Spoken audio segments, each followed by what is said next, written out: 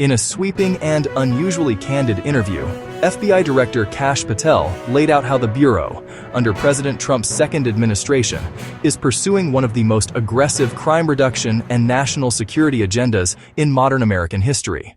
Patel addressed topics ranging from violent crime crackdowns and child exploitation networks to espionage, border security, China relations, and ongoing controversies about the FBI's internal culture.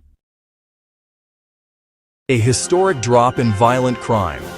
According to Patel, the FBI will release national murder rate data in December showing the lowest homicide numbers in modern recorded history, falling 25% nationwide, a double-digit decrease coast to coast.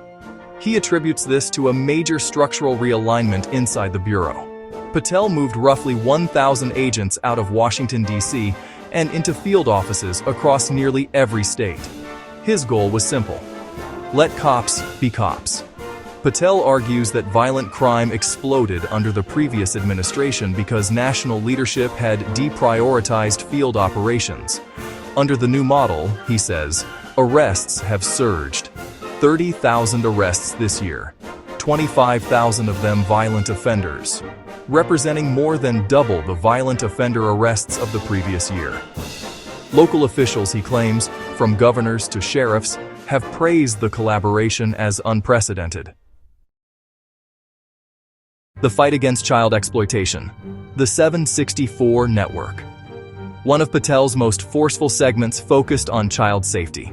He described the 764 Network, an online predator collective originating in Texas, whose members targeted American children aged 8 to 15, coercing nude images, encouraging self-harm, and in multiple cases driving minors to suicide. Under Patel, arrests linked to the network have risen 490% in a single year. Patel said this should be headline news every day, calling protection of children one of the FBI's highest priorities. Recovering missing children and border cases. The director also highlighted joint operations with DHS and former ICE acting director Tom Homan on the border. This year alone, Patel states, the FBI has located or recovered 6,000 missing children, a 25% increase over last year. He cites this as further evidence that the Bureau is performing at historic levels despite heavy media criticism. Counterterrorism. Treating Antifa like a terror organization. Patel confirmed that, following President Trump's designation of Antifa as a domestic terror threat, the FBI is applying tools normally reserved for foreign terrorist groups. This includes financial network tracing, intelligence mapping, material support to terrorism charges. He pointed specifically to the Prairie Land attack, in which a federal agent was shot, noting that multiple individuals have already been charged with terrorism-related offenses. A new global strategy: China, Japan, Korea, India. Patel also revealed details of a months-long diplomatic and law enforcement campaign targeting the fentanyl supply chain. He said that after sustained pressure, supported by U.S. tariffs, Treasury sanctions, DOJ coordination, and direct talks between President Trump and President Xi, the U.S. and China reached an agreement to shut down all 13 fentanyl precursors used by Mexican cartels. 7 additional precursor chemicals are now fully regulated. Patel said cartel communications confirm that traffickers are already scrambling because they no longer have the ingredients to make fentanyl. He also announced new extradition partnerships with Japan for the first time in 5 years, as well as expanded cooperation with India and South Korea. Espionage and transnational repression. Patel sharply contrasted his approach with that of previous FBI leadership. He dismissed the prior practice of publicly boasting about numbers of open cases, arguing that real success must be measured in disruptions, arrests, and prosecutions. Under his leadership, the FBI has arrested 40% more espionage actors linked to China, Russia, Iran, and North Korea compared to last year.